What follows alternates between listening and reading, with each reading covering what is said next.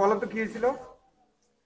মাস তিনেক আগে উনি বিভিন্ন ধরনের মানুষকে ওই যে আপনার জবাইদুর চৌধুরী, উনি মহেশপুরে বাড়ি এবং আখানগড় ইউনিয়নের সহসভাপতি, বিভিন্ন ধরনের অনিয়মগুলো করে আসছিলেন।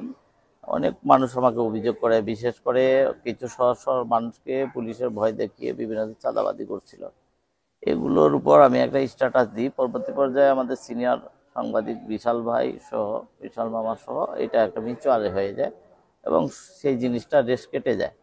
কিন্তু আজকে হঠাৎ করে 3-3.5 মাস প্রায় হয়ে গেছে, আমি গ্রামের বাড়িতে গেছি একটা প্রোগ্রামে, পারিবারিক প্রোগ্রাম ছিল।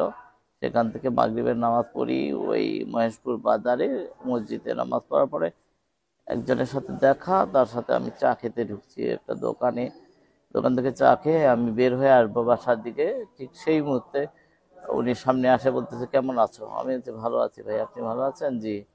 এরপরে আমার হাতে বলছে আসো ওই পাশে চা খাবো, এরকম করে নিয়ে যায় ওনার মিল পাশে, মিলের চাটালের সামনের রাস্তায় যাওয়ার পরে উনি আমার পর আঘাত করা শুরু করলেন। এরপরে ওনার সাথে আরো 10 জন ছেলে পেলে আমাকে ঘিরে ধরলো, আমার হাত ধরে ফেললো, এমন ভাবে আঘাত করা শুরু করলো মুখের মধ্যে এবং গলা টিপে শুরু করলো। তারপর লাথি দেওয়া শুরু করছে এবং কি আমার যে অন্ডকোষের মধ্যে লাথি লাগে গেল।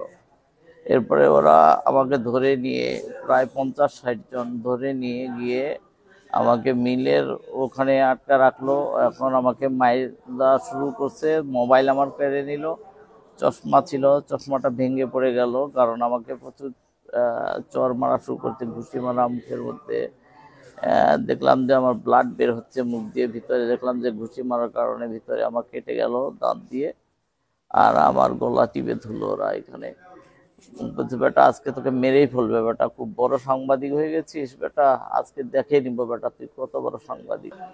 আসলে সাংবাদিকরা কিন্তু সংবাদ সংগ্রহ করতে যে সবসময় নির্যাতনের শিকার হয়। আমরা যতবারই দেখেছি যে সাংবাদিকের উপর নির্যাতন হয়, হামলা হয়, কিন্তু এর পক্ষে কিন্তু দেখা যাচ্ছে সেইভাবে কখনো কোনো যে পদক্ষেপ, সে পদক্ষেপ কিন্তু গ্রহণ করা হয় না। এখন আমরা যেটা চাই যে এই যে আমাদের সাংবাদিক উপর হামলা হয়েছে, সেটা যে দলেরই হোক না কেন, আমরা পুলিশ প্রশাসনের কাছে অনুরোধ করবো যেন একটি কঠোর ব্যবস্থা গ্রহণ করে। এবং আমার সহকর্মী হসপিটালের বেডে কাতরাচ্ছে, এটা খুব কষ্টদায়ক বিষয়। আমরা বিগত সরকারের আমলেও দেখেছি সাংবাদিকরা বিভিন্ন কারণে হয়রানির শিকার, মামলার শিকার, হামলার শিকার হয়েছে। আজকে ঠিক সেই অবস্থায় আমরা 2025 আসেও দেখলাম সেই একই অবস্থা। আমরা এই ঘটনার তীব্র নিন্দা জানাচ্ছি। এই ঘটনার সাথে যারা জড়িত তাদেরকে দ্রুত আইনের আওতায় আনতে হবে। এছাড়াও পুলিশ প্রশাসনকে কঠোর ব্যবস্থা নিতে হবে, না হলে সাংবাদিকরা কঠোর আন্দোলন গড়ে তুলবে।